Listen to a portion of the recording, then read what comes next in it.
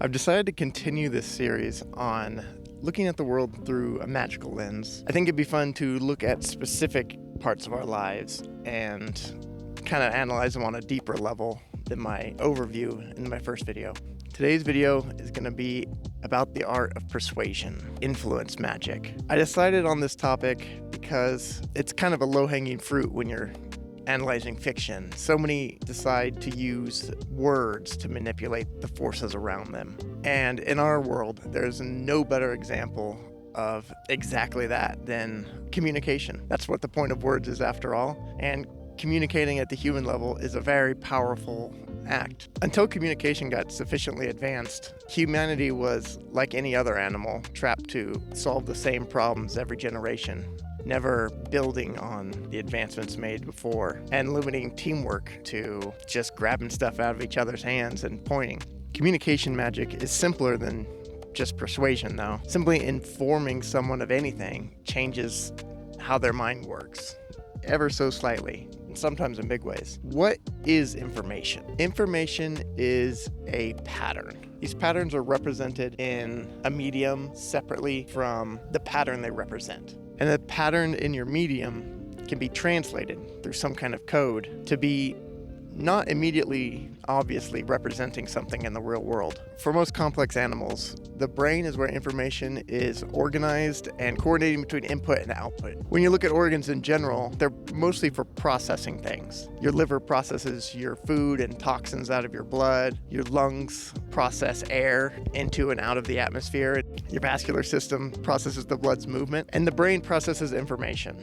And in the same way that you can poison each one of these systems, literal poison would damage your liver, or poisonous gas would damage your lungs. Bad information is how you poison the mind. If you have bad information, the brain cannot organize it correctly. It can't put the right importance on one thing over another. On top of just the sterile processing, we experience existence through this information. If someone can corrupt the information in your mind, they can actually distort your reality in ways imperceptible to you, with very real consequences. In this way, your words are spells that literally are manipulating the world people perceive and the behaviors they take all around you. Literally everyone who speaks is a practicer of persuasion magic. There is nothing you can say to someone that doesn't slightly shift their perception of the world. If you use your powers for self-gratifying reasons at the expense of others, that's dark magic. And if you do your best to use your power to benefit the people around you and make the world a better place in general, that's white magic and appreciated by everybody. So let's take this magic analogy further. In my analogy, I think that your charisma, or riz, is a measure of your magical ability. It's how practiced you are in the skill, how easily you can manipulate others. And like I said, there's no judgment on that. It can be used for good. And if charisma is your skill in the magic, your reputation or perceived honesty is your mana pool or store of magical potential. The better your reputation, ironically, the better your capacity to lie and make people believe powerful lies. But also, the easier it would be to convince them to help themselves or others. And like how in many fictions, different individuals are born predisposed to different types of magic or having more power. In the real world, your genetic predisposition to this magic is your attractiveness and your amount of empathy.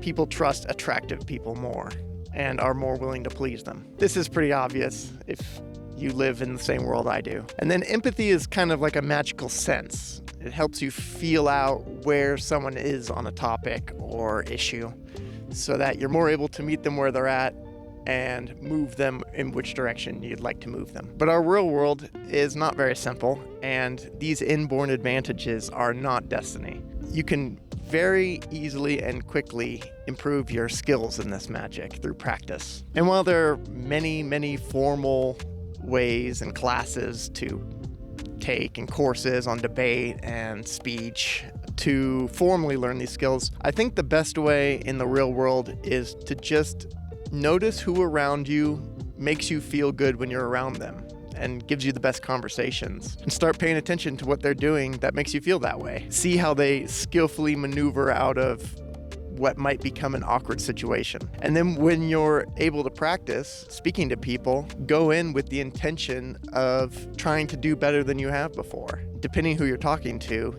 ask for feedback about how conversations go, what you said that annoyed them, or how was your tone. We've all seen someone who is very attractive from across the room, but then when you go and interact with them, they're a fairly awful person. That's someone who's wasted their potential. And on the other hand, we've all met someone who isn't conventionally attractive, who's just made you laugh and just been super friendly. You're happy to be around them. Don't be cynical if you haven't won the genetic lottery, and don't be lazy if you have. So now that I've hopefully convinced you that communication and manipulation and persuasion is basically a magical power, I'm going to try to convince you to not use it for evil. I think morality and social expectation and shame and pressure in the world keeps a lot of people in line, but even with all the social pressure, I'm sure we've all run into someone who lies compulsively or pathologically, which fits into the magic analogy great. In fiction, how easy it would be to imagine dark magic users becoming completely engrossed and addicted to their ability to warp the realities of people that they see as lesser minds. And it becomes a good morality tale as a warning to not dabble in these dark forces. Now for argument number 2. Repeated studies have shown that people who lie to get ahead are much more likely to fall for the lies of others. It's almost like you're weakening part of your mental apparatus for truth when you practice in warping the truths of others. It did not apply as much to people who lied defensively to avoid awkward situations or to protect somebody. I will generally warn against lying. Just a rule of thumb, bad to separate people from reality, and it's dangerous. But obviously in certain situations, it's the lesser of two evils. While we all agree that cutting someone with a knife is a bad thing, there are exceptions for surgeons in emergency situations. But in general, I would suggest getting more skillful at language than lying to take the easy way out, if that makes sense. Be someone who you'd want to be around. The golden rule is golden for a reason, and you can easily make it more specific towards whatever you're doing. So, do unto others as you would like them to do unto you. Speak to others as you'd like them to speak to you. And manipulate others only in ways that you wouldn't mind if they manipulated you. Another classic piece of advice is if you don't have anything nice to say nothing at all. And with that, thanks for watching.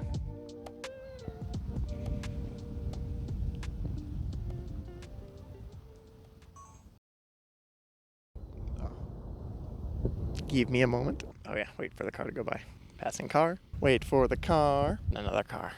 Motorcycle. Plane. Learjet, speedboat. This is maybe not the best place to record videos.